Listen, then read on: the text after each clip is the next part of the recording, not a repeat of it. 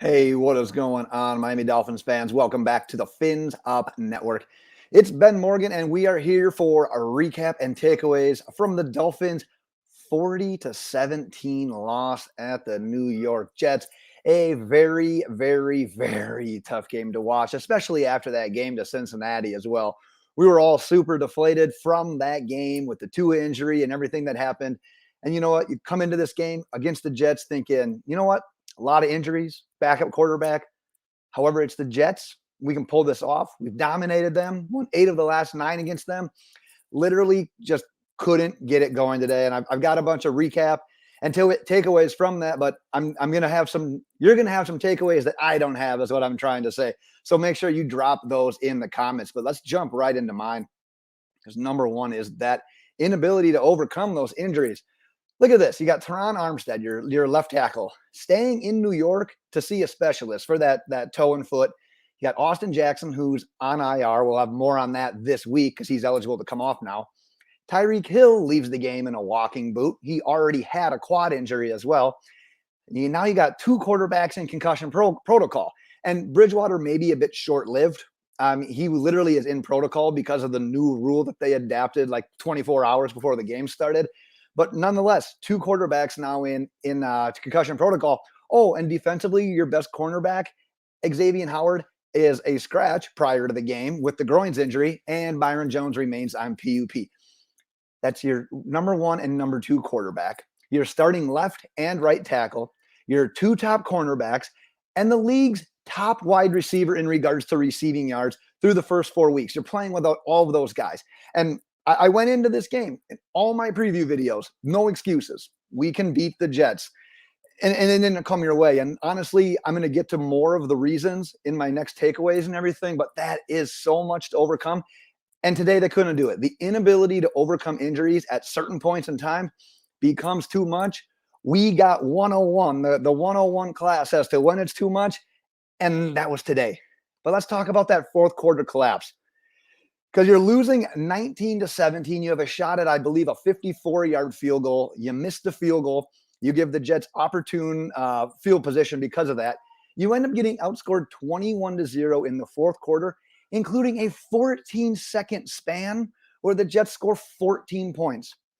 You can't have that. And that's that inability to overcome those injuries. When all that stuff adds up to each other, you end up having fourth quarter collapses like this because you're using so many guys, so many bodies that don't have that experience of being in these games at crucial points and times. The amount of missed tackles that this defense has had so far, you can't even count them at this point in time anymore. I could list off all the guys' names, but I don't want to bore you with that. It's just unbelievable. They couldn't stop the run today. What did the Jets run? 33 carries for 135 yards, 5 rushing touchdowns. You can't win a game like that. It's just not going to work in your favor when you're giving up that kind of stuff on the ground, especially to a team with Zach Wilson, he doesn't even have a full season of starts under his belt yet. If there was one thing you needed to take away, it was the running game. They've got really good running backs. Michael Carter, Breece Hall, they were phenomenal today. That's what you needed to take away. They couldn't take it away. And that's just, like I said, way too much to overcome. I do want to talk about Skylar Thompson's debut, though. He went 19 of 33, 166 passing yards, no touchdowns, and obviously he had the interception and the fumble loss. Now, the interception, I almost put that more so on the offensive line than him. I believe it was Greg Little got pushed back pretty good on that one, got the arm hit. You're going to have interceptions like that when the offensive line cannot hold up.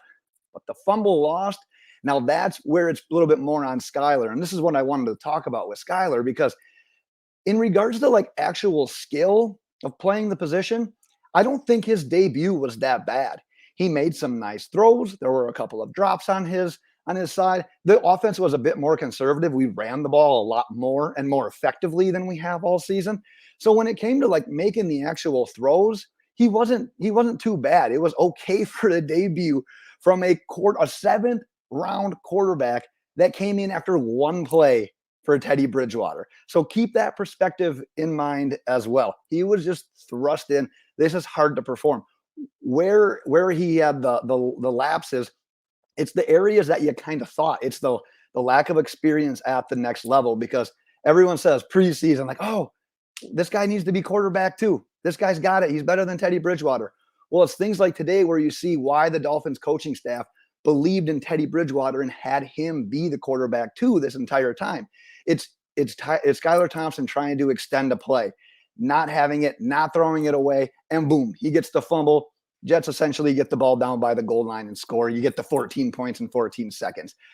That's a lot to ask of for a 7th-round rookie. So I don't think his debut was all that bad. I think it was just a lot of the little things that come with experience, come with more practice, just come with more. I already said experience, but it's coming with more game experience that Skylar Thompson just doesn't have right now. But we're going to have to keep an eye on this because, like I said, Tua and Teddy are still in the concussion protocol. So in going in the next week, like I said, I think Teddy for sure should be safe.